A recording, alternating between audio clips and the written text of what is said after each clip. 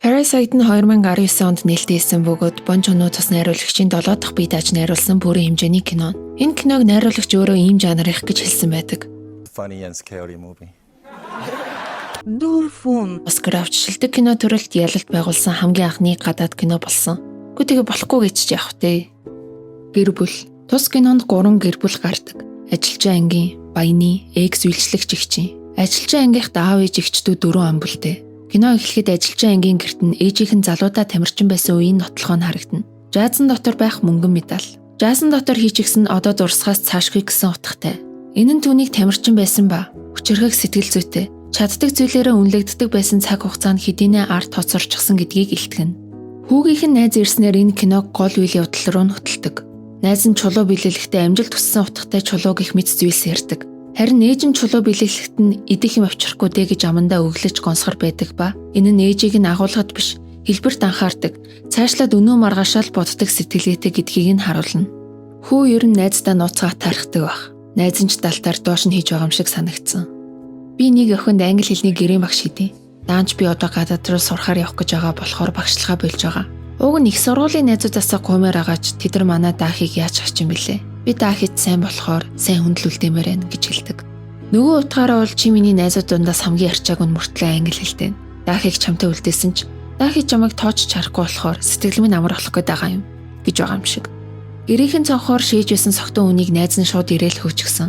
Харин хүү дараа нь чаддаггүй. Харин даагийн хувьд бол өсвөр насндаа явж би жаахан охин хинт ч амархан дурлалчна. Хүү чадаад байгаа даа биш. Хүү найз шигэ болох хүсэлтэй байдаг бах. Яагад вэ гэвэл гэр бүл нь найзыг нь хүлээн зөвшөөрч хүндэлчихсэн байдаг. Бүгд баяны айлд ээлж дараалалаараа ажилд орцгоож зорьсон зорилгоо биелүүлдэг. Тэгэхэд баяны баг хүн та нараас бүгд адилхан үнээр үнэртэй байна гэдэг. Зойрны үнээр. Хэлбэр талаасаа тэд өөрчлөгдсөн. Өөр харагдаж байж болох ч уг суурь зүйл нь хэвээрээ байгаа гэдгийг сануулж байгаа юм шиг. Ажилчин ангийн гэр бүл юм л бол нэг кадрт дөрвөлээ суужчихсан байгаа нь харагддаг.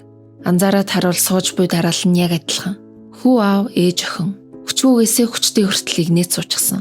Ер нь энэ гэр бүлд охин байгаагүй бол бүтэхгүй. Охин нь сүлдээ өвчгсөн болохоор л аав нь зойрны амьдралтай болж дүү нь удахгүй баян болоо тайр давынхаа байгаа байшин худалдаж аавна гэх мэт үлгэрийн юм уянгалаад сууж байдаг.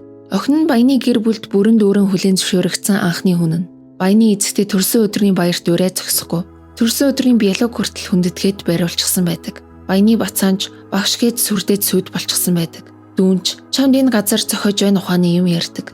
Охин гэр бүлдээ санаа зовдөг төрлийн хүн ба тэд ярилцаад сууж байхад аав нь баячуудын халсан өмнөх ажилчид нь яасан бол гэхэд охин уурлангуй. Нэгэнд өнгөрсөн явдал биз дээ. Одоо өөрсдөндөө л анхаарал та. Бид нар л чухал штэ гэж хэлдэг. Магадгүй энэ нь түүний гэр бүлээсээ өөр болгож байгаа хандлага нь бах. Өнгөрснөө зуураад байдаггүй. Уртгаа чухалчлалдаг нь. Тэд ярилцаад сууж байхад ээж нь хэлдэг. Хэрвээ би ийм баян байсан бол бас л энэ гэрийн эцэгтэй шиг сайхан иршаа барьж ядах байсан биз. Гэвч үнэндээ кино чи эсэргээр нь болохоор л эсрэгшиг нь байгаа юм гэдгийг харуулсан байдаг. Тэд энгийн хүмүүс зүрж өнгөрөхтөө тусалчиж болохоор байхад тусалдаггүй. Амин уваа хичээж бүр хүн биш зан гаргадаг. Ийм навшин байгаа болохоор л амьдрал чинь дагаад навш байгаа. Орон зай. Баян ядуугийн ялгааг өндөр намын хэмжээгээр ашиглан харуулсан байдаг. Баяны гэр маш өндөрлөгт. Зойронд нь экс үйлчлэгч ба нөхөр нь. Тэгээд дараа нь нөгөө дөрөв. Найруулагч орон зайгаар аливаа зүйлийг илэрхийлэх, хүү орондын байр байдлын ялгааг харуулах туртайх. 2013 онд гарч байсан Snowpiercer кинонд ирж, галт тэрэгний урт тойныг ашиглаж, баян ядуу нийгмийн давхаргын ялгааг харуулдаг. Баяны гэр бүл гинт ирэхэд тэд ширээнд ор нуугддаг. Эрүүл ухаанаар бодуулууг нь анзаараад харчмаар. Гэвч бас л тэд доошоо харахч завгүй амьдардаг гэдгийг ёслолтойгоор илэрхийлсэн санаа байсан. Мөн тэд баяны гэрт нууцаар найрлаж байхад охин нь ганцаараа будин дээр хэвтэж байдаг. Энэ нь охиныг нөгөө гураасаа арай өөр төвшний хүн гэдгийг харуулж байгаа. Кино эхлэх. Киноны гол үйл явдлыг өдөөхөн найз нь чулуу биелүүлж ирснээр эхэлдэг бол киноны гол үйл явдал тэдний найрлаж байхад хонх дуугарснаар эхэлдэг.